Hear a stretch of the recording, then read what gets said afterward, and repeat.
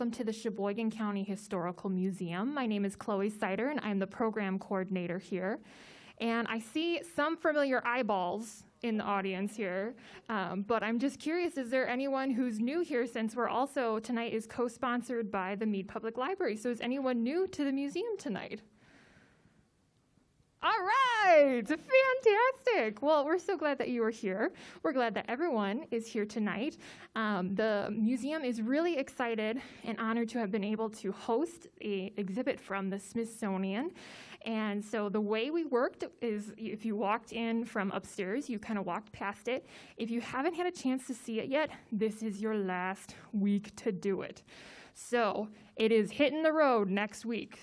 The last day will be Saturday.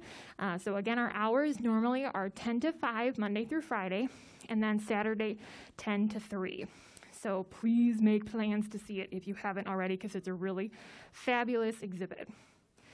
So in celebration of the Smithsonian exhibit being here tonight, we have a special speaker tonight for work in unions in Sheboygan County in the 20th century.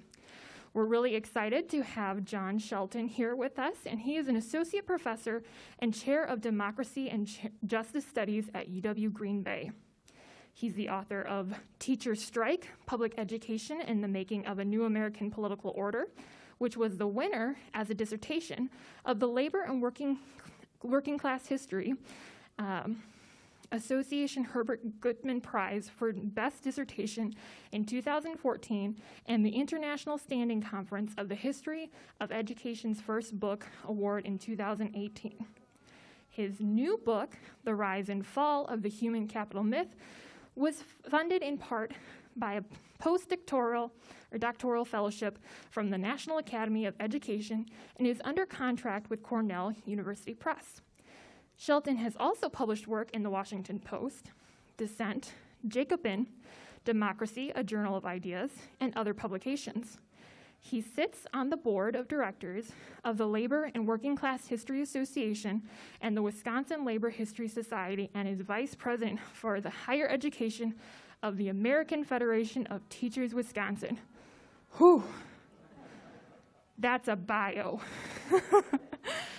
So with that much wonderful stuff just in his bio, I think we're going to have a fantastic presentation tonight. So without further ado, let's turn it over to John.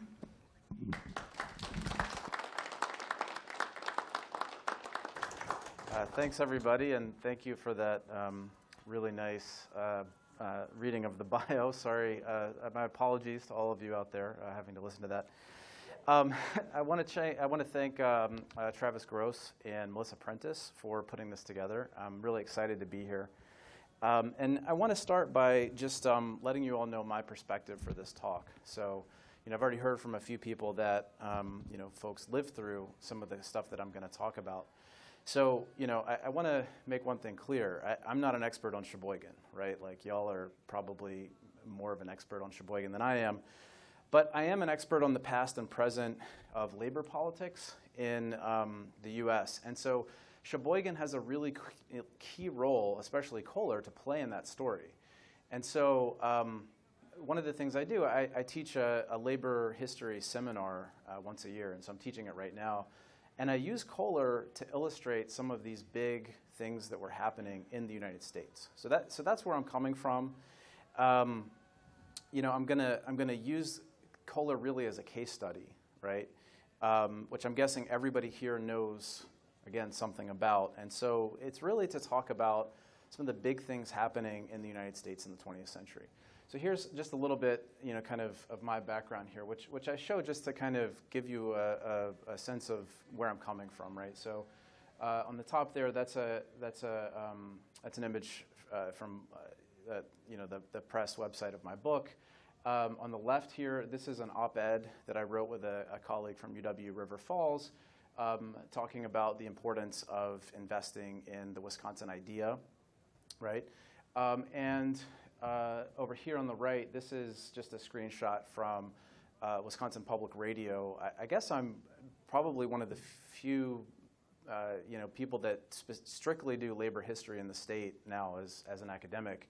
And so I generally get the call for like the Labor Day story every year for Wisconsin Public Radio. So I was talking about this contract that Milwaukee janitors won that year, or this year.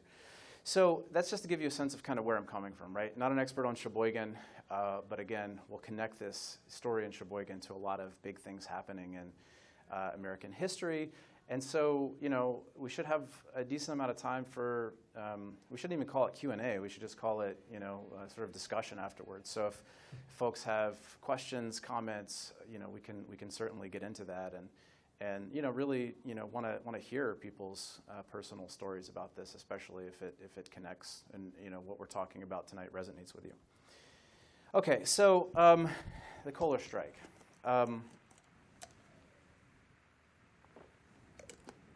Or Kohler conflict.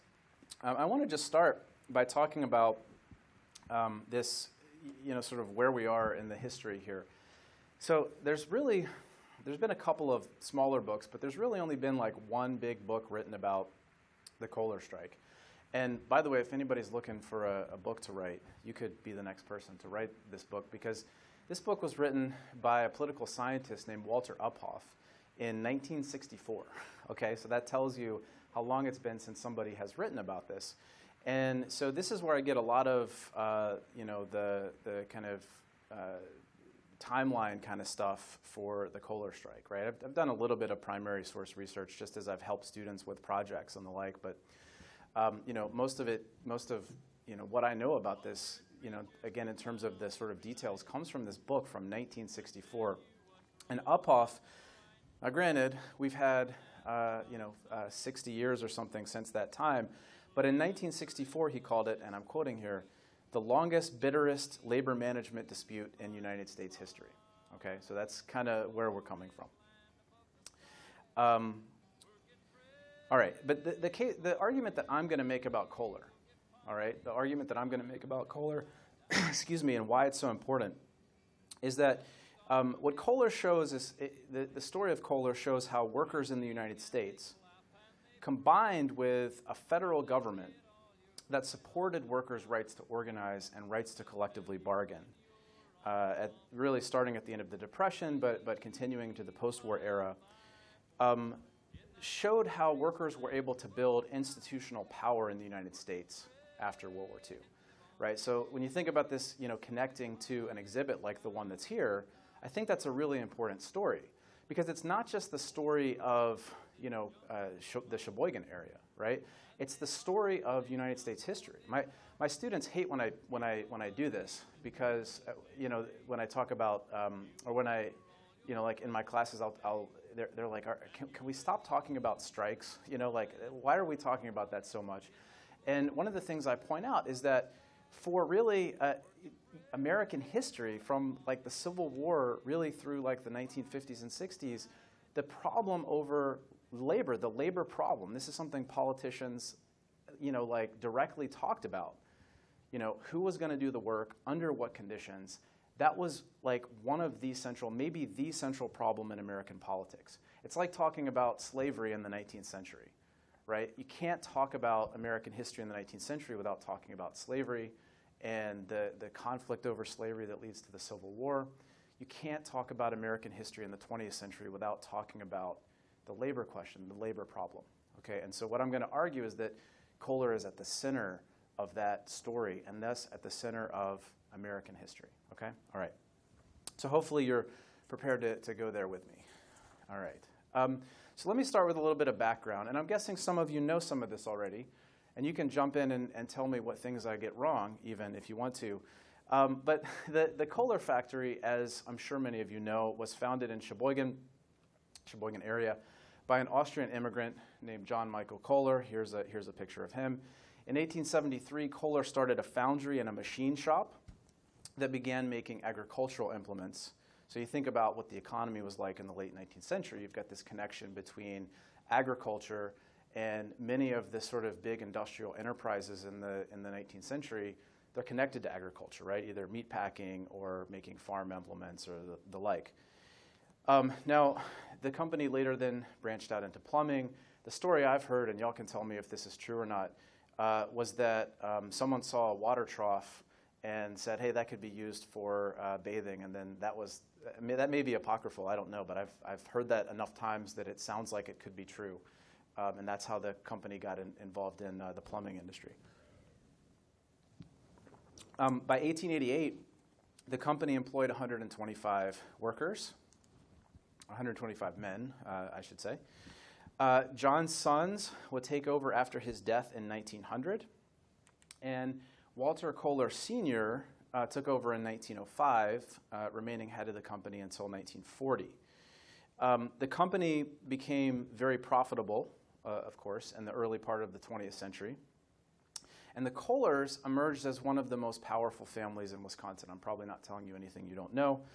But what you might not remember is that Walter Kohler Sr., this guy here, won the Wisconsin governorship in 1928. That was back when gubernatorial terms were 2 years. Okay, he lost in 1930, and then he ran again in 1932 and lost. If I remember correctly, he lost to one of the La Follettes, but I might be wrong, or maybe it was Schmedeman. I don't remember, but you can tell me. Now, okay, this was a time, this period when Kohler becomes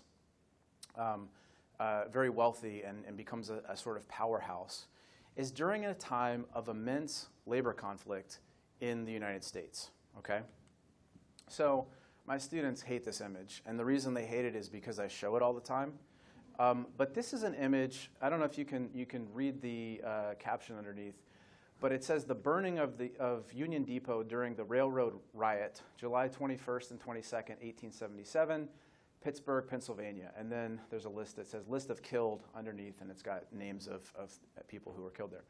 Now, the reason I show this is to point out our context for labor conflict is, okay, workers go on strike, maybe they picket, and then there's some discomfort for a while. Maybe people, say some nasty things about each other. But ultimately, you don't generally have workers and their employers like fighting things out in the streets today, right? This was very common in the late 19th century. And I use this image a lot to show this. Basically a decade after the Civil War was over, right? You have this strike in 1877 that rapidly spreads across the United States. It's a strike of railroad workers who are upset about having their wages cut. There's this big economic depression. It's called the Panic of 1873. This is 4 years later when the strike happens, right? So companies are cutting wages and cutting workers. And so these workers get very angry. They go on strike. It spreads very rapidly. And you have violence like this where workers in one of the major American cities, I'm guessing probably this week of many, were not all that sympathetic toward Pittsburgh at the moment. But one of the major American cities in the late 19th century, Pittsburgh, you've got this sort of central building in the city that's literally burned down by angry workers. All right, there's lots of examples of this I could give you. Here's 1886. I'm guessing some of you have heard of the Bayview Massacre down in Milwaukee, where workers were on strike for an 8-hour workday, and the governor, Jeremiah Rusk, ordered the militia to fire on the workers, killed 7 people. So this is an image of the Reliance Works down in Bayview. Pullman is another example, and I'll mention Pullman for a very specific reason that I'll get to. But this town right outside of Chicago called Pullman, they made these luxury cars, for rail travel, and it was basically a company town. The town was called Pullman, named after the owner, George Pullman. And again, you have this, really terrible economic depression, the Panic of 1893, which is a euphemism for a really bad depression, actually. Pullman cuts the wages of his workers, but what sort of really makes the workers angry is that so they're paying rent to the company. He doesn't lower the rent, so he says, we're going to cut your wages, but you are still going to have to pay the same amount of rent that you pay to the company. So workers go on strike. They enlist the American Railway Union, which is this union led by Eugene Debs, if you know that name. Debs actually goes to jail for refusing to call off the strike when the government issues an injunction. The Attorney General, by the way, was on the board of a railroad company when he did this, so no conflict of interest there. But the point is that there was massive labor violence. Okay, so you've got, I don't know how well you can see this image here on the bottom right, but basically this is burned freight cars in downtown Chicago. Okay, and so the reason I point this out is to say this was the environment in the late 19th century. Okay, you had incredibly volatile economy that had economic depressions, severe economic depressions, about every 15 or 20 years. You had workers who were working in very insecure conditions, right? I mean, if somebody got hurt on the job, typically they just were kind of booted out into the street. I mean, I'm not exaggerating. That's more or less what happened, and hope that they had family members to take care of them. Very little job security. If the economy went south, workers would just be kind of let go. So many of the things that we take for granted today, things like an 8-hour workday, like some expectation of fairness on the job, they just, civil rights law, like these things just didn't exist in the late 19th century. So the way workers dealt with this, and working people were the vast majority of the population. I mean, the middle class was very small, and the elites were obviously, as the name would suggest, very small. And so this is most of the people in the country, right? They're either farmers or they're people who work for wages. And so you just have these periodic eruptions of organized conflict on from workers who are angry about their working conditions. They feel even more desperate after you have this economic volatility. Okay, so that's important to set up, because this was like the central. I've said this before, but I'm just reiterating it. This was like the central problem in American politics. All right, this from about 1877 through the 1930s, and we'll get there. All right, so Kohler had its own share of this conflict. In 1897, there was, some of you may know about this. I was reminded of this actually when I was, rewriting this talk. There was a strike of bathtub molders at Kohler in 1897, and they were on strike for actually much of the year, from March until the fall, after the company sought to cut their wages. Now, this was, obviously not the best economic time. It's 1897. It's 4 years after the Panic of 1893. But the argument that Kohler made is that, and this is fascinating, is that the workers, that Kohler had to compete with convict labor, and they needed to lower the price they were paying for workers because they had this convict labor that was able to, effectively work for less pay. The workers organized marches and picketed the foundry every evening, again for almost 6 months. They lost, but the strike drew national attention. There were socialists there like Victor Berger, who became a representative in Congress, actually representing the Milwaukee area as a socialist, and Eugene Debs, who showed up to speak on behalf of the strikers. So Pullman's response to this kind of,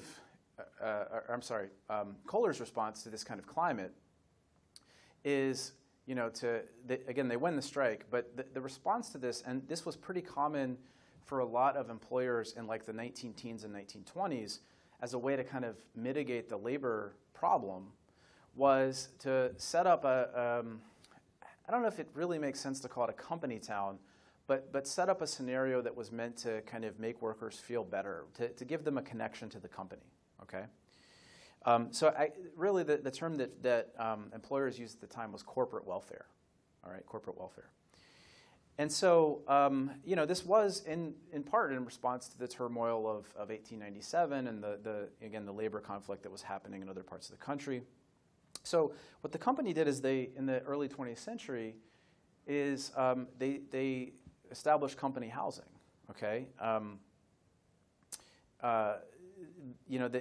Part of this was, again, to reduce labor conflict, but it was also designed to reduce worker turnover. And it's hard for me. I don't know how much y'all been following. There's been a minor blow up in the Twitter sphere about this series of stories about Amazon in I think it's in Nevada where this town is, and this argument that some people are making is that setting up a town that's basically in which Amazon would invest more in, company housing and, sponsored housing and the like would somehow make, working conditions a lot better and more stable for their workers.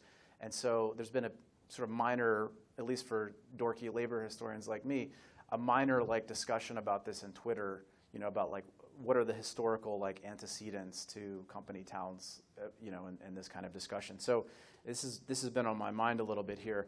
But the company established its own housing, and I'm guessing some of you know how this worked.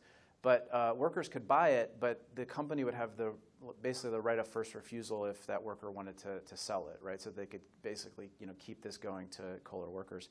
This is when the American Club was built actually as a recreation facility and a place where immigrant workers, many of whom at Kohler have German and Polish backgrounds, where they could learn English and take classes, sort of Americanization and these kinds of things. By 1934, there were 450 Kohler houses in the village of Kohler.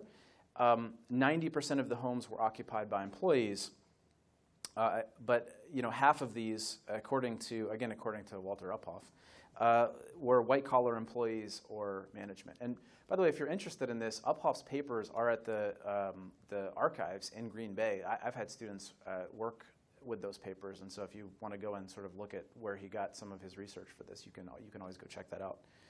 Talk to Deb Anderson. She's the archivist there. She's amazing. I try to plug Deb whenever I can. But less than 10% of factory workers lived in this model village that Kohler had set up, mostly living in Sheboygan or other area, other towns, Sheboygan Falls, close, where the housing was cheaper, right? But the company in this model was very profitable in the 19-teens and 20s, extremely so.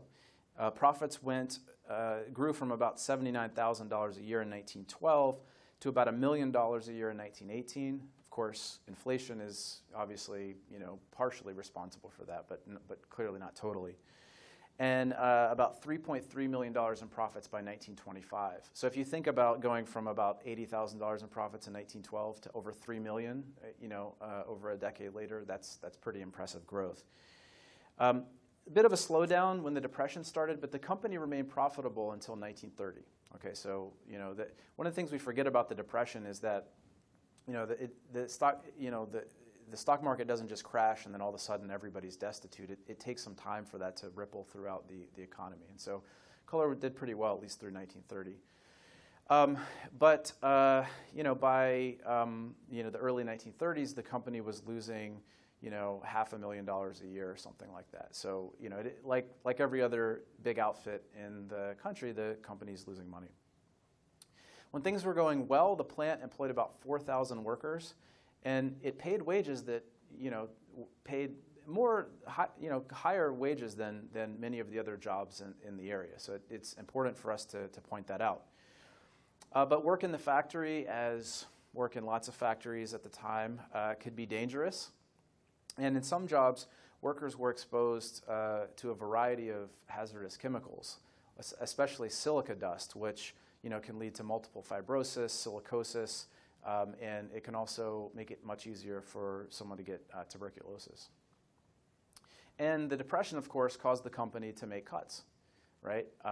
There's not really robust unemployment insurance at the time. I'm sure some of you know the stories of the Depression with bread lines and local governments being kind of maxed to their capacity and having to take care of populations that had lost their jobs. So the company makes cuts, but rather than doing massive layoffs, what they did is they tried to keep as many workers as possible by reducing everybody's shifts to 1 or 2 days a week. Now, on the one hand, there's a paternalistic element to that, right, wanting to take care of workers. On the other hand, the thing we often forget about the Depression is that it's easy for us in retrospect to see this, but people at the time didn't know when it was going to be over. So there was this sort of constant Herbert Hoover was famous for saying we're turning the corner, and so a lot of companies like Kohler sort of decided, well, let's try to keep as many people here as possible so that when things start going again, we don't have to rehire a bunch of people. So that was, sort of the best I can see, the kind of mentality there. All right. By the 1930s, the early 1930s, Kohler workers had really started talking about, and as you heard before, they were unionizing earlier, but a sort of new unionization effort.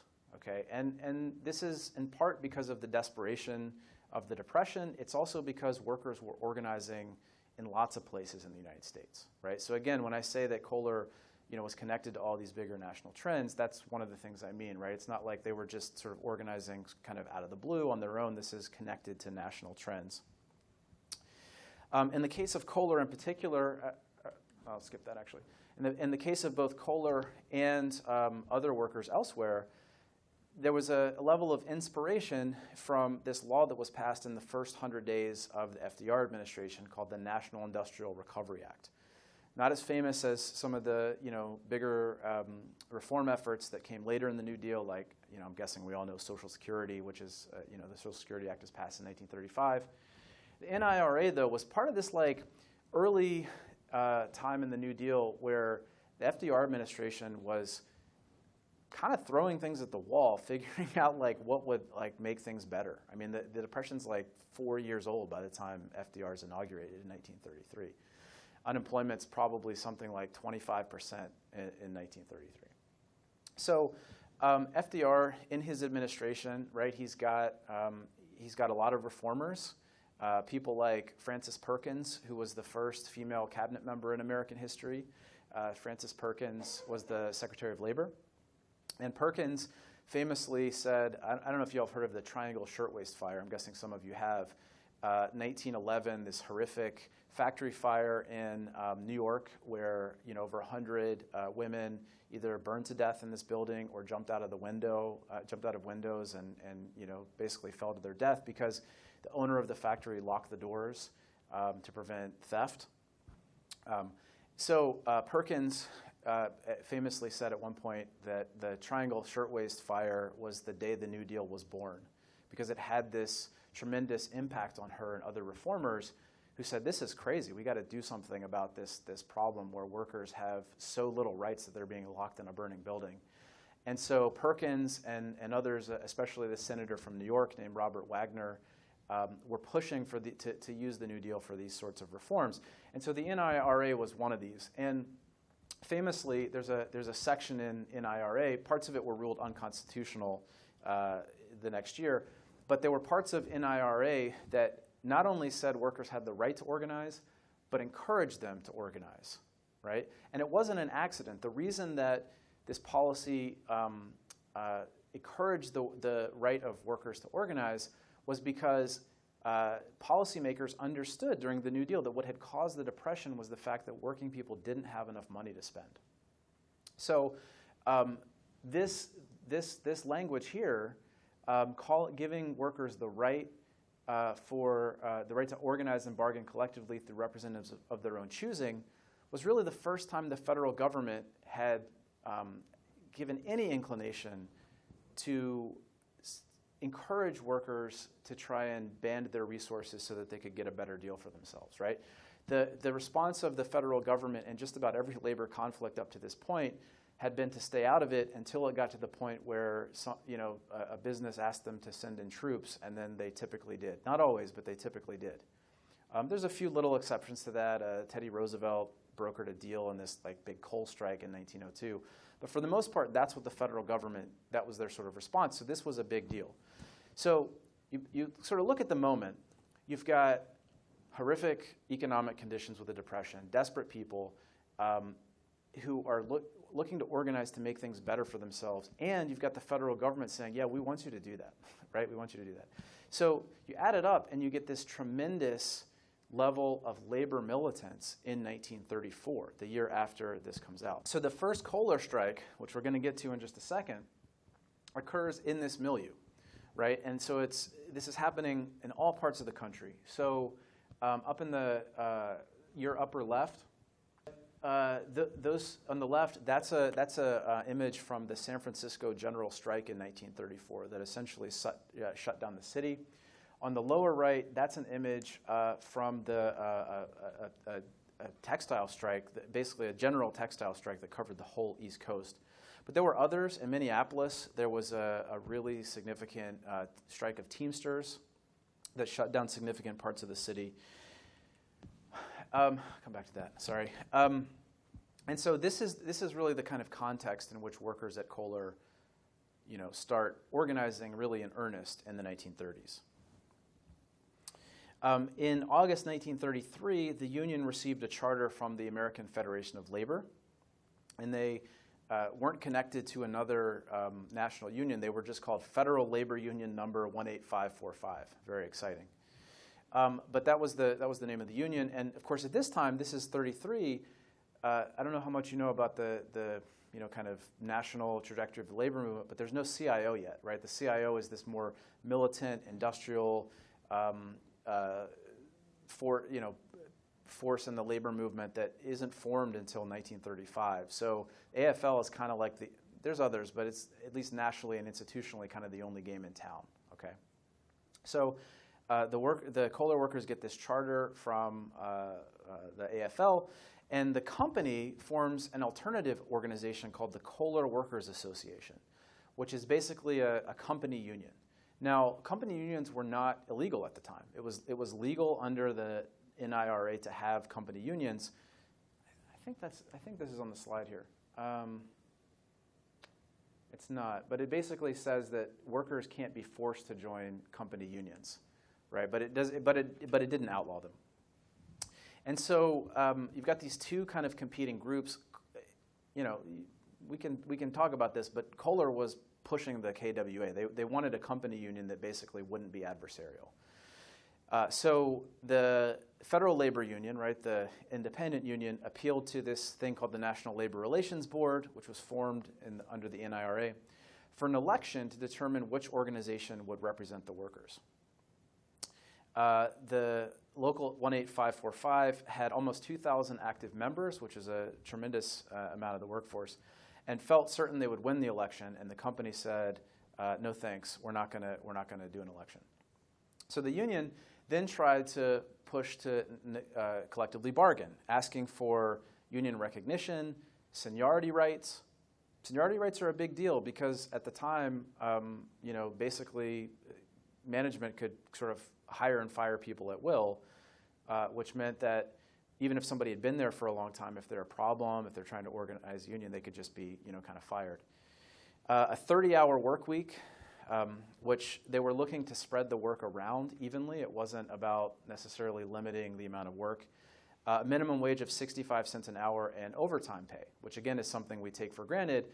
Overtime is not something that's established in federal law until 1938 under a law called the Fair Labor Standards Act. The company didn't want to do this. They met with the union. They wouldn't agree to anything. Kohler's perspective on this was that he sort of believed he was a generous employer who went beyond what competitors did to protect workers' livelihoods during the Depression. So Kohler's basic argument was that these were sort of outside agitators who were pushing the union. And so here's a quote from Uphoff, actually. He says, "The Kohler heritage from the old country," in quotation marks, had imparted to Kohler a strong paternalism and aristocratic pride reflected in his sincere efforts to make Kohler a model village. He knew from firsthand experience what could be done, and he was not about to permit any, quote, outsiders to interfere in his business. So that was kind of the perspective of the Kohler company. About a year of really kind of getting nowhere in this process, the company's refusal to bargain led the local to call a strike the next summer. So strike starts in 1934. And I'll just point this out. Kohler makes this argument that the workers were sort of being led by outside agitators. The strike committee was led by 7 veteran workers who had been in the company for durations of 8 to 19 years, right? So these were workers who had been there for quite some time. And their names should tell you something about their ethnic background, which is kind of an important part of the story.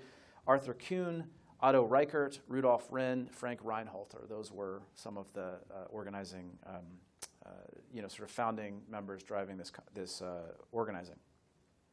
So, call the strike. They began preparing to picket with workers and to keep strikebreakers from entering the plant, right? Because, we often, I don't know how many of you are sympathetic to the labor movement in here. I'm guessing some of you are, maybe some of you are not. We often kind of, I think, sugarcoat what these labor conflicts were like. I mean, going on strike at this time meant keeping people from crossing a picket line, and that could get nasty. That could get violent, right? And that was a big part of the conflict, and it's important for us to acknowledge that. So the workers start setting up an infrastructure for this strike, right? Workers almost never go on strike haphazardly or spontaneously or without thinking about how this is going to work in advance.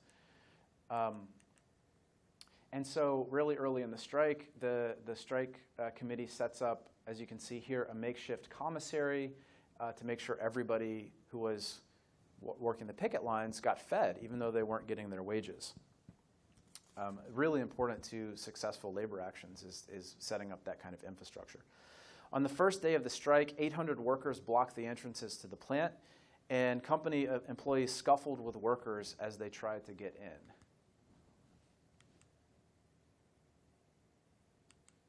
So you can see here, this is the office manager, Al Zeibel, trying to get through the picket line on the first day of the strike, and he literally has workers trying to keep him from getting in there. By the second day, many of the strikers' wives had joined the picketing, and the numbers outside the gate swelled to about 2,000 people. By the end of the first week, many of the picketers had begun carrying sticks and clubs, even though the union leaders were telling them not to, but you sometimes can't constrain this level of militance when people are this angry. Company continued to refuse to bargain with the workers, claiming the picket line imported pickets and that the strike was being, again, led by outside agitators. And here's a quotation by Kohler, July 11th, 1934. He says, many of those who are picketing the plant and refusing to let law-abiding citizens enter have never worked for us. They were imported from other cities and have no direct interest in the affairs of the company or its employees. So it's sort of this plea to keep everything in the family. At that point, as Uphoff writes, quote, mutual antagonism grew to a point where it was virtually impossible for those involved to act rationally, end quote. During the second week of the strike, the mayor of Kohler issued a public notice calling on strikers not to, quote, prevent others from engaging in pursuit of lawful work by threat, intimidation, or force. So basically saying, stop keeping people from crossing the picket lines and going into the plant. In the village of Kohler, right, so Sheboygan, you know this, I'm sure, Sheboygan and Kohler are separate entities, deputized dozens from the surrounding areas to enforce order. They deputized somewhere between 100 and 150 armed deputies who had been staying. They stayed in the American Club while this sort of conflict was going on, and they're paid $4 a day, which was a very good wage during the Depression. And they were told when they were hired to bring whatever guns they had in addition to the guns and tear gas the village gave them. So this had been ongoing for several weeks, and July 27th, 1934, all right, that night, someone in the crowd, and it could have been teenagers, actually. Teenagers are often the problem. I have a teenage daughter, I can tell you that. Possibly teenagers who were not involved in the strike began throwing rocks and pieces of pavement, and the strikers, so things kind of escalated, and the strikers began throwing rocks at breaking the windows of a Kohler office building. All right, the deputies, again, over 100 deputies at least, opened fire with tear gas and later buckshot and bullets. It's important to remember that in the investigation that followed, no deputies were hit with any bullets. The other side was not shooting guns. 2 men, both from Sheboygan, were killed, and 47 people, including 5 women who were part of the protests, were injured. Okay, and so this is an image here from. This is one of those trucks of deputies, and you can see here. This is right out of the Milwaukee Journal in 1934. Special deputies are shown before they were replaced by troops in one of the Village of Kohler trucks which dashed about during the rioting. The awesome rat-a-tat of the machine gun mounted on the truck was never heard, but the gun was there to add to the warlike atmosphere. The gun has been identified as a World War I vintage Browning 30 caliber water-cooled machine gun. Okay. And so this image shows just how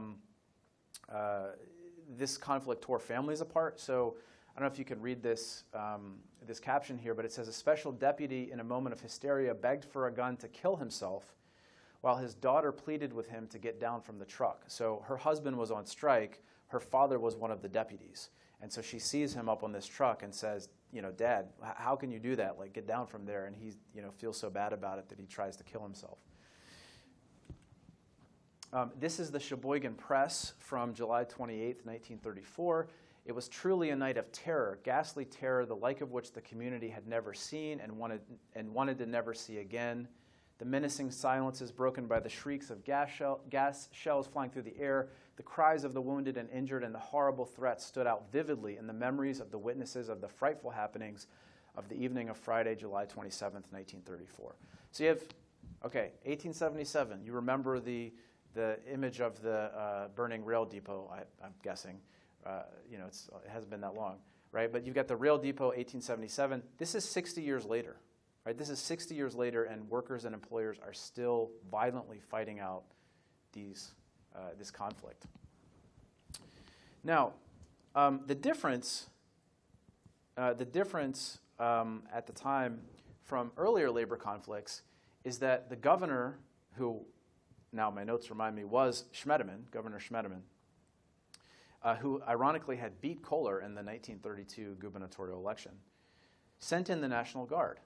But this time, he sent in the National Guard to protect the workers, not to break the strike.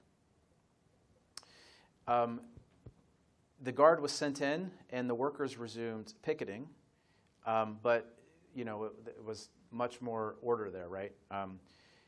You wonder why this happened this way, but things were kind of turning politically in the country, and it may be because the federal government, again, supported workers' rights to organize. So this is a good example of this, and I'm guessing, a lot of you don't know about this speech, but this is fascinating.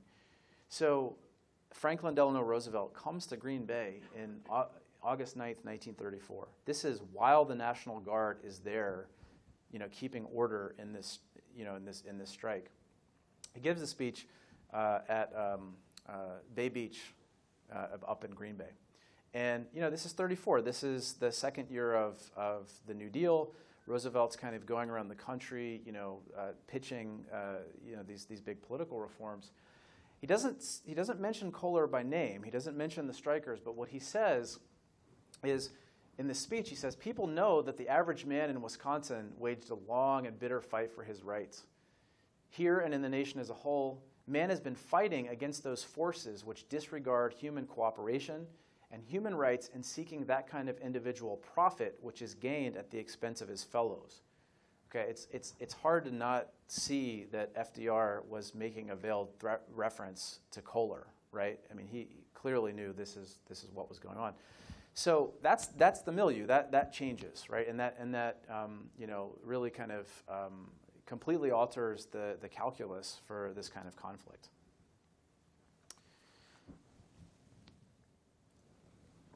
So that September, the National Labor Relations Board ultimately heard the case and found the Kohler Company guilty of violating Section 7A of NIRA for interfering with the self-organization of its employees.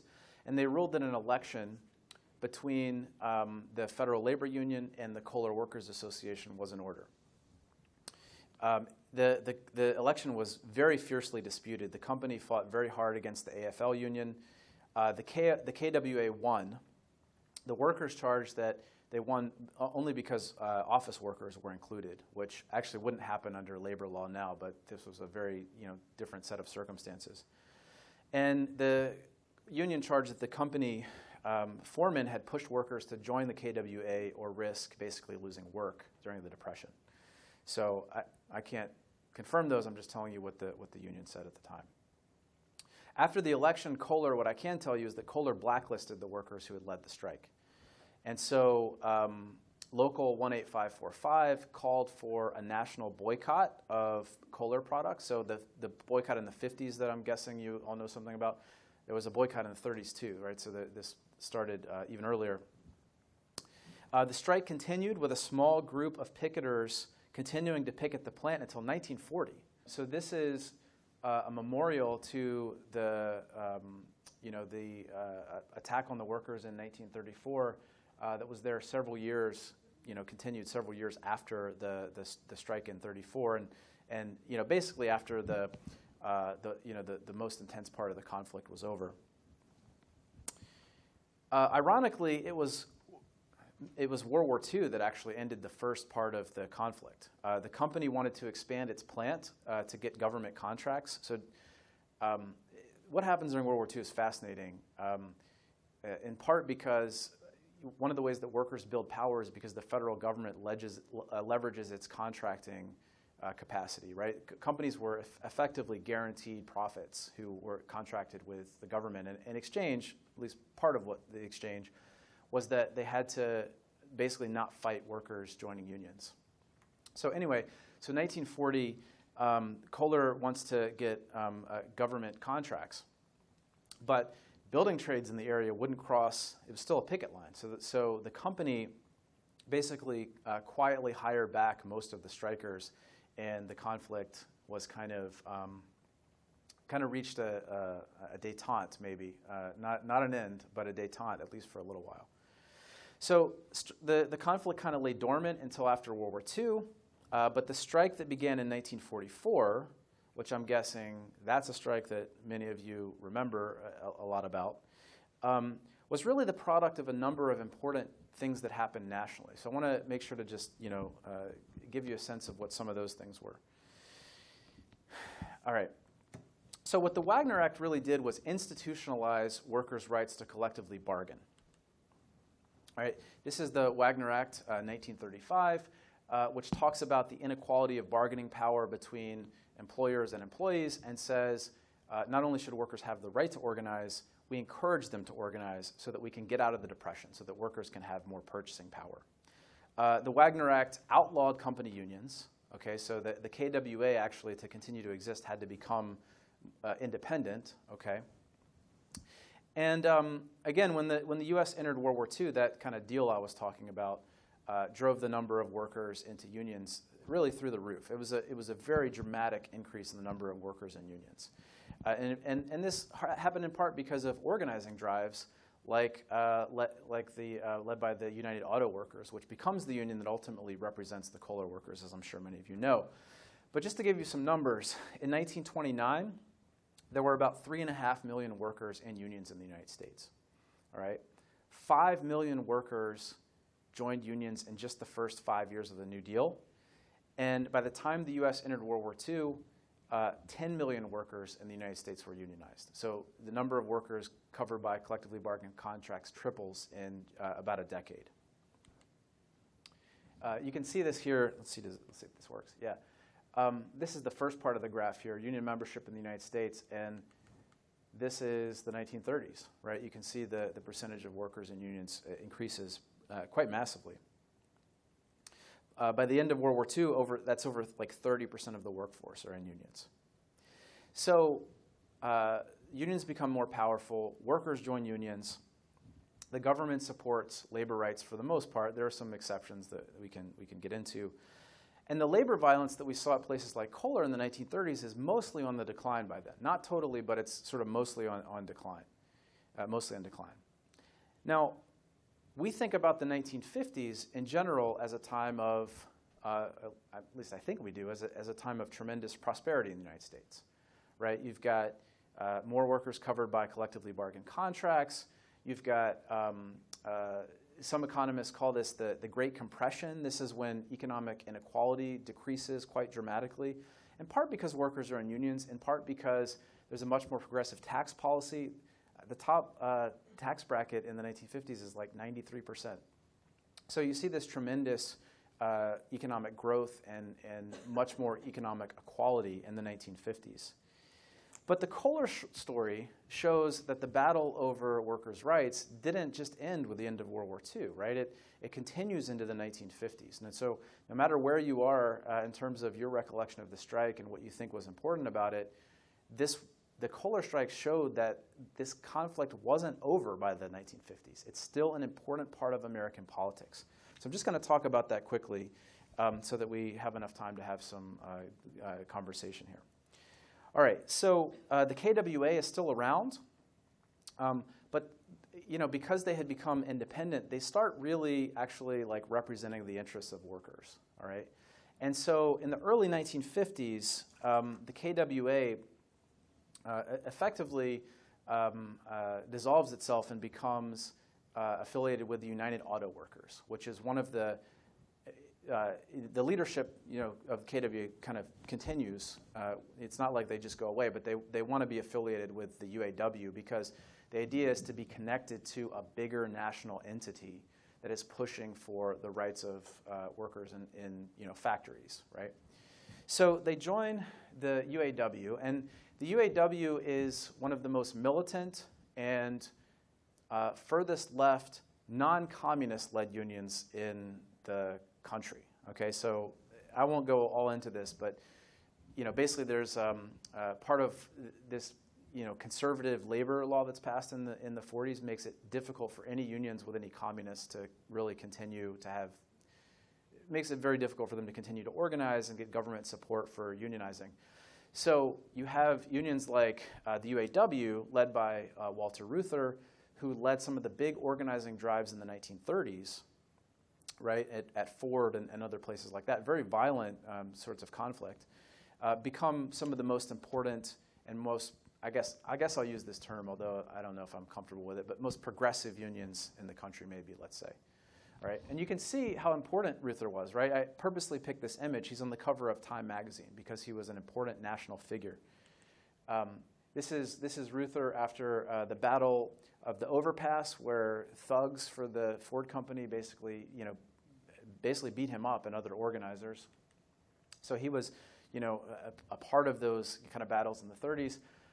Here, this is Reuther with Harry Truman, right? I mean, this is a prominent national figure. Here's Reuther with Martin Luther King. What you might not know about Reuther is that he was one of the most important supporters of the March on Washington in 1963. So this is Reuther with King and A. Philip Randolph and other prominent civil rights leaders at the very front of the March on Washington. Those were the kind of circles that the UAW traveled in. Okay. All right. So the Kohler workers, at least some of them, affiliate with the UAW, and that's when they become Local 833. Which I'm guessing we know about Local 833. The National Labor Relations Board certified them as the bargain. They hold an election. The National Labor Relations Board certifies them as the bargaining agent in 1953, and they start negotiating with the union.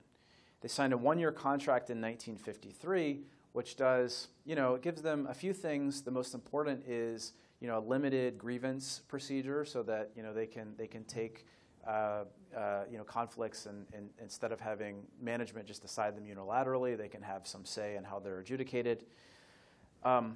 But it's 1954, obviously, when the workers really go on the offensive. And again, you have to remember, this is a moment when workers across the country were seeing wage increases. They were seeing collectively bargained contracts that gave them much more job security. They were starting to negotiate for things like pensions and health insurance, which we can debate whether that's a good idea to have health insurance through private employers, but that's a different debate. But that's when that starts to happen in the 40s and 50s. Okay, so the Kohler workers are part of that national trend, and they're saying we need to be part of that too. And so that's why they're pushing pretty hard to get a good contract in 1954. So they demand, and Kohler Company is making big profits at the time. So the workers demand full arbitration, seniority, a pretty big wage increase, and non-contributory pensions, which, as the union put it, were standard in the biggest industries that existed in the country at the time. The Kohler Company was not really interested in negotiating.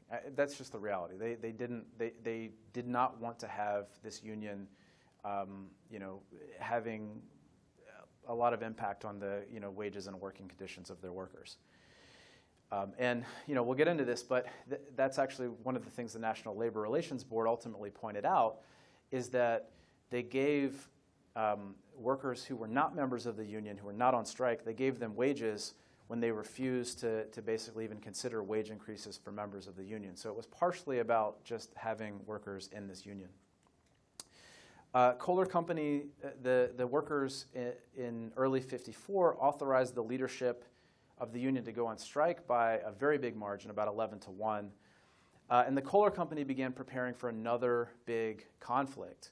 And this, this conflict, it's hard to think about this conflict not being connected to the earlier conflict 20 years earlier. This was still on the mind of really both sides, okay?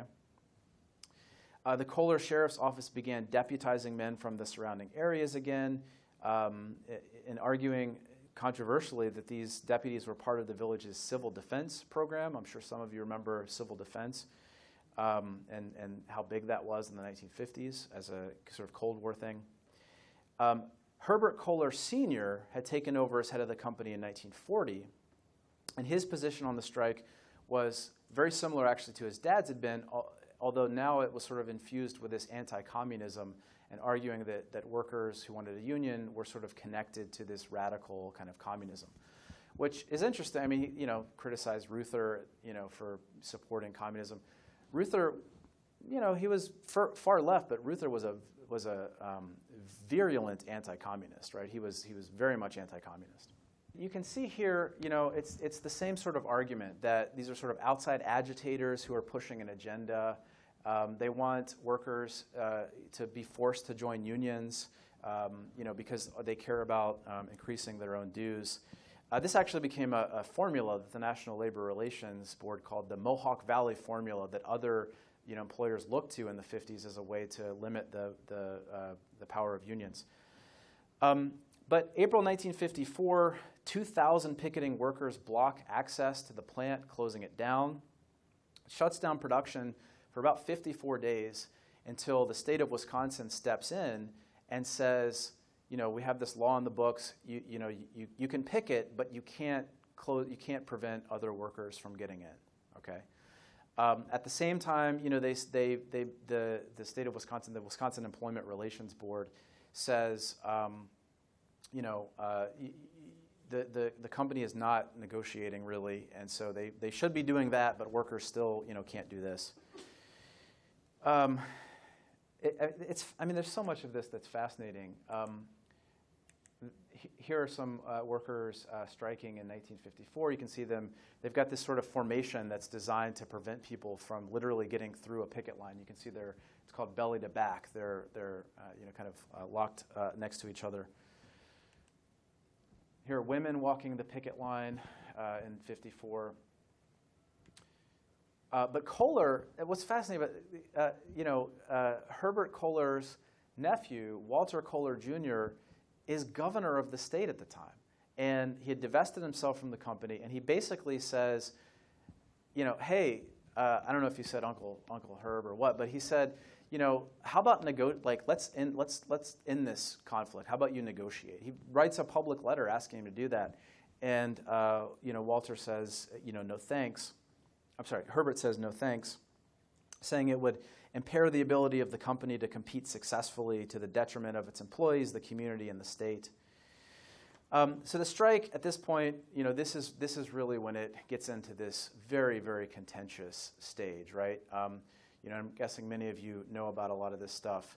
Workers resort to, it sort of settles into this pattern, right? Workers resort to home demonstrations to try and get workers who are not joining the strike to join the strike. The union sort of nationally pushes for public relations and tries to make the company look really bad. For the next several years, strikers and non-strikers try to intimidate each other, and there's all sorts of violent incidents that I don't have time to go into. It happens on both sides, to be fair. There's more complaints by the authorities by non-strikers than there were by strikers, just to be clear about that. So the Sheboygan police chief, as of March 1958, had received 570 complaints from non-strikers, 58 from strikers.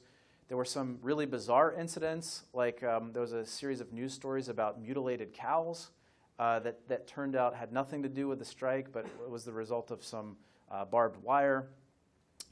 This fascinating story of this boat that had clay that was destined for a shipment in Kohler, and the community workers and supporters basically came out, and here's an image from it, like just prevented the company from unloading the boat. Ultimately, the clay had to be shipped overland by train from Montreal in order to get it there, right? So here's an image of workers in Kohler, basically like picketing the train that's coming through. All right. Now, I'm going to try to finish this up real quickly, but there's just something kind of fascinating that I need to talk about here. So you've got this real, vicious and divisive conflict in Kohler, and it becomes really prominent nationally. It becomes prominent national politics, right? There's a national boycott, right? I sort of alluded to that earlier, but the union calls for a boycott of plumbing products, and so you've got other unions saying we won't handle plumbing products. You've got some anti-union people saying we're definitely going to get Kohler products because we don't like unions. But where it really becomes important nationally is there's a series of congressional hearings that started in 1958 called the McClellan hearings. There's a whole congressional commission about this. And it starts actually because of allegations against the Teamsters Union, many of which were true. Okay, so here's Jimmy Hoffa on the cover of Life magazine. All right. Now, so this Southern Democrat from Arkansas named McClellan, he's a senator, calls a series of hearings, and this becomes very nationally prominent. It's a power-packed committee. So you've got, I don't know how well you can see this image, but John F. Kennedy is on the committee. His brother, Robert F. Kennedy, he's not in Congress, but he serves as general counsel for this committee. So the Kennedy brothers are both involved. Barry Goldwater is prominent on the committee, right? The presidential candidate in 1964. AUH2O, that was the campaign slogan in 64, Goldwater. He's on there, okay? And then you've got this senator from Maine. I'm sorry, not Maine. Don't want to disparage Maine. The senator from South Dakota named George Munt, I was thinking M, who really wanted to go after unions, especially the UAW. He wanted to use this to go after the UAW because the UAW was seen as being close to the Kennedys. And Kennedy was a big name even in 58. He was seen as a contender for the president that year. So in case you were wondering if politicians like politicized things back in the 1950s, they definitely did. All right? Kennedy actually went to Sheboygan, Robert F. Kennedy went to Sheboygan to investigate, and he compared the conflict to the Arabs and Jews in Palestine, which he had recently visited. I found that to be really fascinating.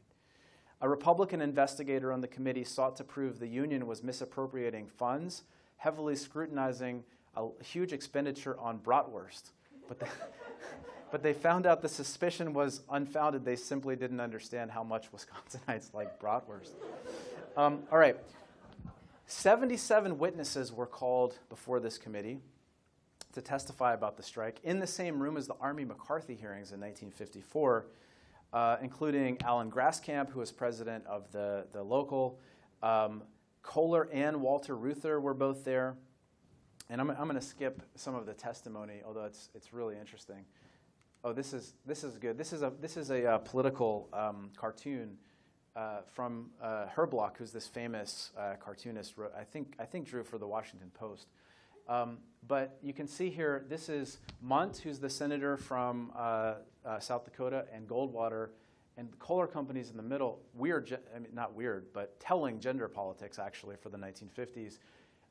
Kohler's represented as a woman, the Kohler Company. And you can see it says, "Sweetie pie, tell us, little old judges, in your own words, what a scoundrel that Reuther is." Reuther and other officials from the UAW, they acquit themselves pretty well, actually, in these committee hearings. You know, Reuther says, this is about civilization, and we have civilization by working together. And he says, yeah, people have the right to cross a picket line, but they basically shouldn't, because this is sort of central to this social democracy that we've built after World War II. That's Ruther's argument, not mine. There were about 20,000 pages of testimony in this committee. 2,000 of them had to do with the Kohler strike. Even though, again, this was about corruption, it starts about corruption in the Teamsters Union. But this becomes deeply politicized. This very conservative attorney named Sylvester Petro writes this book called The Kohler Strike, Union Violence and Administrative Law, where he argues that it's indicative of this effort to, by unions to force workers to be members of unions. And this becomes a big political talking point, actually, in the 60s and 70s, which I've written about elsewhere, but we don't have time to get into that. And so, if you look at this, this is a Gallup public opinion polling. That's not Gallup public opinion polling. Here's the late 1950s. Basically, this says, do you approve or disapprove of labor unions? Look at what happens to labor unions right here. These are the McClellan hearings, right? Public support for labor unions dropped by about 10 points. And there's a whole host of reasons why it gets like this later on. But to make a long story short, this becomes very politically important. And what ultimately happens is the National Labor Relations Board in 1960, after 20,000 pages of documents in what was the lengthiest National Labor Relations Board hearing up to the history of that government entity, basically sided with the workers and said that the Kohler Company had violated the National Labor Relations Act by refusing to bargain in good faith. And their evidence was they gave raises to workers. I had mentioned this earlier, but they gave raises to workers who were not on strike while also refusing to consider wage increases for those workers who were on strike. So they ordered the company to negotiate, and they ordered them to restore the jobs of all the workers who had been on strike, who had been, some of them had been fired over the years. The Sheboygan Press headline on August 26, 1960 read, NLRB finds Kohler Company guilty. It took another 2 years to get through the court case. The company appealed this to the U.S. Supreme Court. 1962, 8 years after the strike began, the company and the UAW Local 833 finally agreed to a contract. So you think about this, longest and bitterest strike in American history, that seems to fit the bill. So how do we assess all this? Well, the union certainly won, but they did so only because the federal government ultimately sided with them, and they won at very significant cost, right? The UAW probably spent about $13 million on this, and they did it because they understood the precedent-setting nature of the conflict. But the negative publicity around all this, these are really, especially the McClellan hearings, sort of nationally, caused the public position of unions to decline. So there's a very important cost here. In the years that followed, Kohler and Local 833 continued to bargain. They did so in a national context in which it became more difficult for workers to organize and collectively bargain. Workers continue to organize in the 60s, 70s, and 80s, but for a whole host of reasons, this is outside of Kohler now, find it more difficult to get certified, to have unions represent them, and to bargain on their behalf. And so in the 1980s, employers shift production to areas with cheaper, sometimes non-union labor. Of course, NAFTA exacerbates all that. I'm trying to finish up pretty quickly here because I'm way over time. And so it's not an accident that like a lot of production in areas like automobiles are now in places like Mississippi and Alabama, right? That's a part of a national trajectory. I'm sure most of you know that Kohler now has production all over the globe, although of course they've got the legacy plant still here. And you probably know about the recent labor conflict that continues to exist, or has continued to exist, I should say, at Kohler. You've got the strike in 2015 that was largely over, reducing the two-tiered workforce that had been agreed to after, the economic crisis of 2008. And,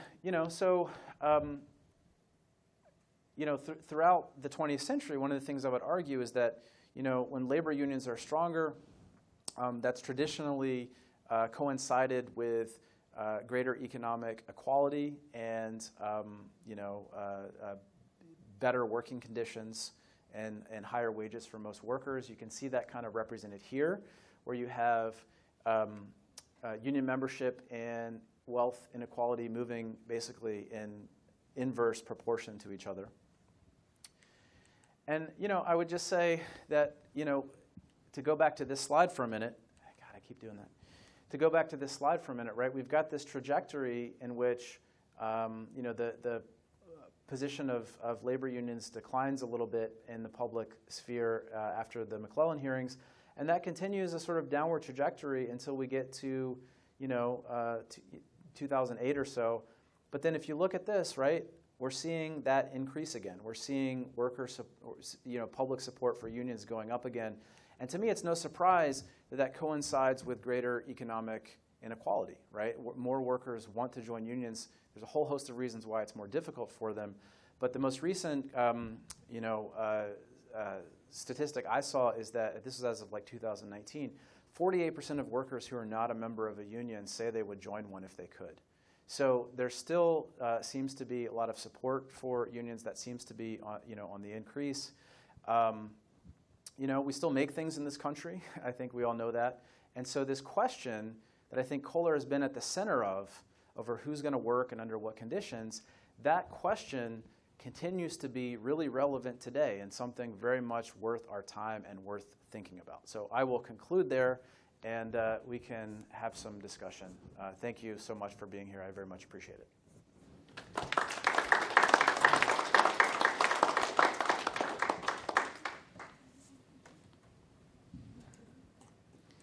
As my students know, I can often go on tangents that, while they can be interesting, can take us away from the time that we're allotted. Trying to keep them past the allotted time when I can, but occasionally I have to do it for a minute or two. Yeah, and would you tell us your name just so I know who I'm speaking to? Adam Evans. Hi, Adam. The 1934 strike, when the Wisconsin National Guard came in, I missed. When did that happen? Were they there on that crazy night when the Kohler deputies started shooting people? Or? No, they weren't. They were called in the next day, basically. Okay. But they stayed in Kohler, Sheboygan for, I think a little over a month.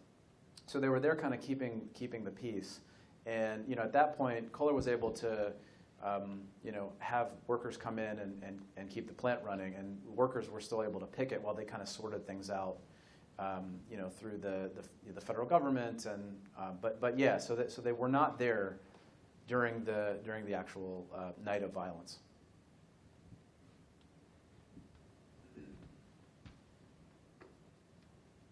Yeah. Paul, excuse me, Paul Hemmer. Hi, Paul. Two quick questions. One, are your slides accessible somehow afterwards, or go back and review them? Yeah, so I think this is being broadcast on television, so we can certainly do that. But if you know what, I'll go back to the very beginning. If you send me an email, I'm happy to make this available to anybody who asks for it. I don't know how I get back to the beginning, but go this way. My second question is, if you go over the plant today, Yeah. Where was the main gate that all these thousands of people were locked? Is it still there? Is it on the main street, or is it somewhere else? That's a good question that I don't know the answer to. Okay. Yeah. It's still there. It is? Same place. I figured it would be, but yeah, thanks. Where's that? Pardon me? Where is that over on the site? It's on Island Drive, across the street from the American Club. Okay. And there's a smaller building. The general office building is with the clock tower. To the south of that, there is a smaller building, and the main gate is right there. And Paul, I don't know if you can read that, but it's sheltonj@uwgb.edu. Great, thank you. Yeah. What was the climate What? like? I'm sorry. Would you? Oh, sorry.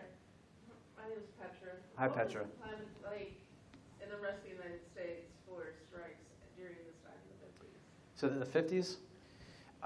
We often think about the 50s as being this, kind of placid time. There's a very famous at least famous for labor historians, named Nelson Lichtenstein. And there's this great biography of Walter Reuther, which, if you're interested in this at all, I highly recommend reading it. It's called The Most Dangerous Man in Detroit. And what Lichtenstein talks about, he says that this contract that the UAW signed with GM in the late 40s, he calls it the Treaty of Detroit. Actually, he didn't call it that. Forbes magazine called it that. But he talks at length about this. And so the Treaty of Detroit was this, again, it was this contract, and what it basically promised was workers to get regular cost of living increases and greater benefits in exchange for not going on strike. So his point there is that this sort of institutes this era of at least relative labor peace, okay? That, in some ways, the kind of the violence that existed in the 30s and 40s, just it wasn't there anymore because there was sort of more protections for workers, and companies were making so much money that by and large at least the big companies, they didn't want to deal with strikes anymore. They wanted to figure out a way to ensure that production continued, right? So I think it's pretty telling actually that you do have violent incidents, right? I mean, you've got strikers who putting sand and sugar in the gas tanks of non-strikers and supposedly mutilated cows and all this stuff, but you don't have people getting killed, right? So to me that is a shift from where things were like in the 30s. But I think we misremember the 50s a little bit. There were pretty intense labor conflicts, not as many as in the 30s, but there's a great book by another labor historian called Striking Steel by Jack Metzger, and he writes about his father, who was a striking steel worker, and he writes about this very, very contentious strike in 1959 in the steel industry, which we think, who's going on strike there? Aren't they all just making huge profits? But this conflict still existed, right? But it wasn't as I would say that in terms of the labor question as workers fighting it out in the streets, by the end of of World War II, we sort of moved past that point, and that ushers in the trajectory now where we don't assume that that's going to happen. We don't assume that workers are going to do that, and it's very aberrant if that were to happen. So I think nationally. Obviously Kohler is exceptional because it's so long and it's so divisive, but it's not outside of the realm of what was happening other places. So there's still quite a bit of labor conflict in the 50s and 60s for sure. Yeah, great question. Yeah. My name is Mark McMillan. Hi, Mark. Was the length of this strike? This is almost a 30-year strike. Mm-hmm. Yeah, that's a good way to look at it. Yeah. All right. So is that because there was no shareholders in here? That it's basically a family-run business, and there was no pressure in order to try to settle this thing? Yeah, what role does that play? I think it plays a big role actually. Now that you bring it up, you're absolutely right. I mean, some of these bigger companies like GM, right? We were just talking about them. They've got shareholders, and they want to see the company continuing to sell cars, especially when economic conditions are good. I think the other thing I would add to that question is because it's privately held, there's this. I think this isn't that controversial to say. There's a level of paternalism, and I know that's a loaded term, but there's a level of paternalism with Kohler because it's privately held and it's seen as a family company. And you've got the company, you've got the housing, and I think Uphoff even says, I think I read a quote to this effect where he basically says, Kohler, in the 30s thought he was taking care of his workers, right? So I think that paternalistic element plays into it as well, and that's just not going to be as possible in a publicly traded company. So. Yeah, I think that plays a big role actually, and I appreciate that question and the spirit of that question because I think it's important. Yeah. Tamara. Hi, Tamara. Hi. So how much to that kind of taking on,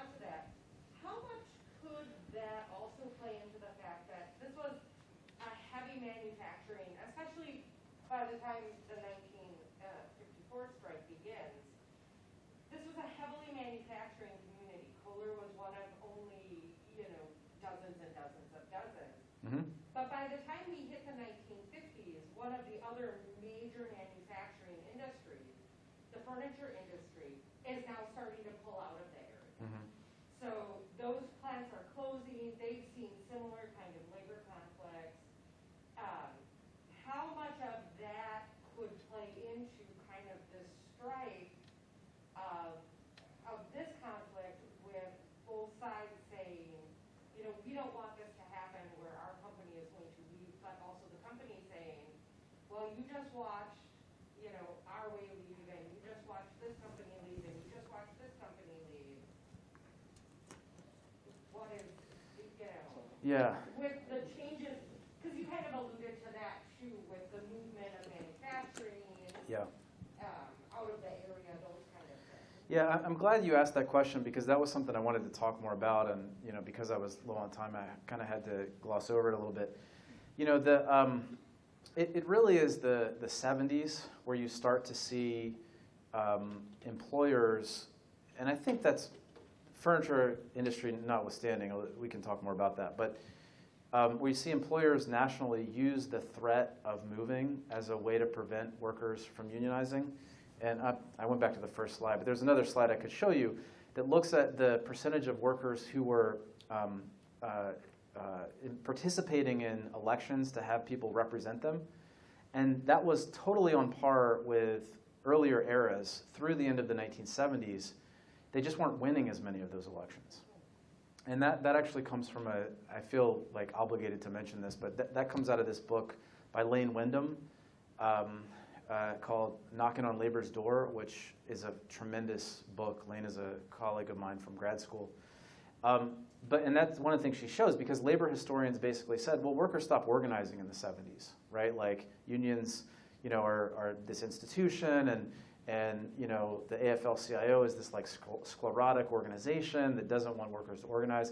She says, no, look at the workers who are trying to form unions, and it's actually this is the moment where African American workers and women workers are breaking into these industries where you've got comparably better jobs. It's because it's 10 years after the EEOC and equal rights and all these things. But they lose these elections, and one of the reasons they lose these elections is because there's a whole industry that really develops. Colloquially called the union avoidance industry, where corporations figure out like what's the playbook to get workers to vote against unions. And one of the big things they start to do in the 70s is say, if you vote in the union, we're going to have to start looking to go someplace else because labor costs are going to be lower. You've got to give us concessions, or we're going to move someplace else. And so that really begins in earnest in the 1970s. It is the case that some employers are thinking about that as early as the 40s and 50s. I don't see any evidence that Kohler's making that argument in the 50s. I don't see that as a huge consideration.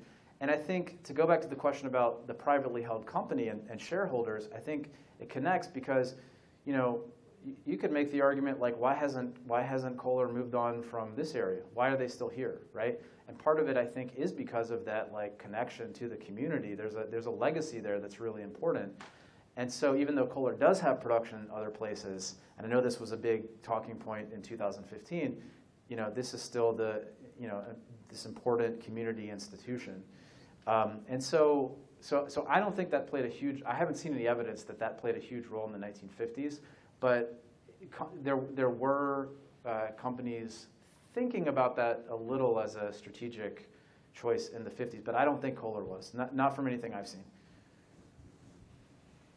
Yeah? My name is Dominique Lee. Hi, Dominique. Hi. How are you? I just had a question if you could speak to the current state of unions right now and some of the challenges that they're facing in order to actually organize workers. All right, well, it's 7:30, so we'll be here for about 2.5 hours. Okay, so, all right, so starting again let's start with the 1970s, right? You've got this whole industry that's designed to prevent workers from being able to organize and collectively bargain. And it's strategic, right? I mean, companies increasingly hire consultants and attorneys to deal with this strategy. Companies start to get involved in politics and in electoral politics and legislation way more than they did before that, right? Like, that may seem obvious to us, like, well, yeah, of course the Chamber of Commerce gets involved in politics. They didn't really before the 1970s. There's a memo by Lewis Powell, who became a Supreme Court justice, who says, basically, it's time for businesses to get conscious in about 1970. And he says, we need to do a public relations campaign. We need to get involved in politics. So by the end of the 70s, you have lots of workers who are trying to organize. And again, increasingly diverse workforce, more women in the workforce. They're trying to organize in like the service industry. You may have heard of 9 to 5, this union of clerical workers that starts in Boston, and actually are connected to that movie with Dolly Parton, which is a tremendous film that I show in my classes. Actually, it's a great movie. But it's harder and harder to do it because labor law needs to be reformed, right? And for a number of reasons that I really don't have an hour to go into, but there were some efforts to reform labor law. The biggest one was in 1978. It fell 2 votes short of breaking a filibuster in the Senate. And Jimmy Carter, who was president at the time, was criticized for not putting a lot of effort into making that happen. It happened around the same time as the Panama Canal Treaty, and Carter really wanted that, in my opinion, more than labor reform. I think that's not disputable. But anyway, so then Reagan takes a much harder line against workers. He fires the air traffic controllers. And so the trajectory, and I'm sorry, I went back. I would like to show the slide, but I'm not going to go through 60 of them again. But the trajectory is, workers and unions go like this, right? And, there are political reasons why. Because again, we're at a moment where most workers want to join unions if they can. So, I don't know if you've heard of the PRO Act, but the PRO Act is this bill that was passed by the House, but it has not had a vote in the Senate. Again, filibuster is the issue. And the PRO Act is really the most significant labor reform, I think, since the 1930s. Okay, it would eliminate a lot of the unfair labor practices that I'm sure you all saw the Amazon election that made it difficult for workers there to organize, to vote for the union. And more importantly, it would end right to work. It would make it impossible for Wisconsin, for example, to have a right to work law, which would make unions more institutionally secure. Some of you may not agree that that's a good thing, but I'm just telling you, in terms of the importance of or the position of labor, that would be a pretty big game changer. So, the question is, will that happen? It won't happen without eliminating the filibuster. But the fact that we're talking about it, I think, is evidence that there's more support for a sort of transcendent labor reform than there has been in a very, very long time. Okay, so I think the prospects are very different than they were even 5 years ago.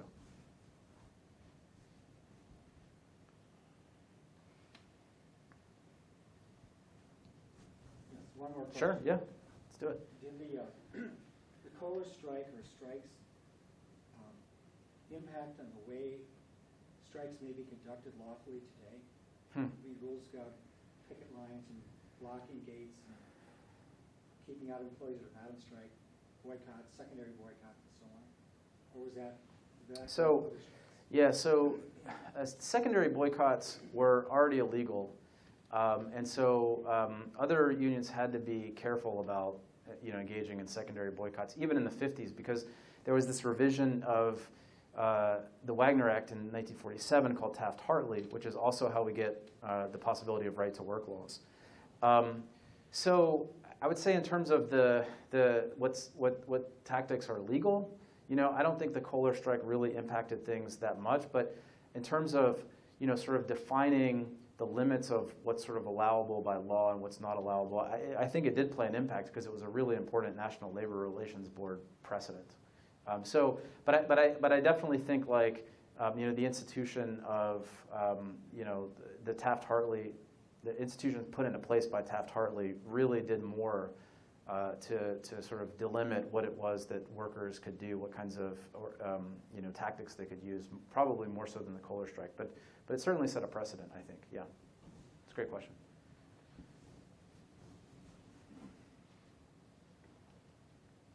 Yeah. Was it ever researched that outside workers for the first Kohler strike were ever brought in to help them unionize? Sure. I mean, virtually every union that starts in this country has had organizers, come in from other, national unions, right? So I don't know for certain, but I'm pretty sure that the workers organizing in the 30s had organizers probably paid for by the AFL. Same thing in the 50s, obviously, right? Because the local 833 is literally affiliated with the UAW. So you've got national leaders coming in and in support of the workers there. But the core of both of those organizing drives were not outside agitators or whatever. I mean, they were workers who were just about every other big organizing drive was in the country around that time. It was really being driven by the militants of those workers, right? I mean, I think to me the premise of what Kohler kind of said about that, it assumes workers are dumb, that they're gullible, that they'll basically be kind of like dragged along by some agitator who comes in. When the reality is, you think about what it takes for somebody to go on strike. The real risk that you're not going to have you're not going to have food to eat, that you're not going to get your job back, and the real risk that workers take. I haven't seen really any examples in history where any worker has done that lightly, right? It's always been because they're desperate, or they want more. They want to have a greater say in this massive part of their lives where they spend so much of their time, right? We spend so much time at work, and that's why people, those workers put things on the line were for those reasons, not because they were being driven by outside agitators. So yeah, that's how I would answer that question. Yeah, it's a good question.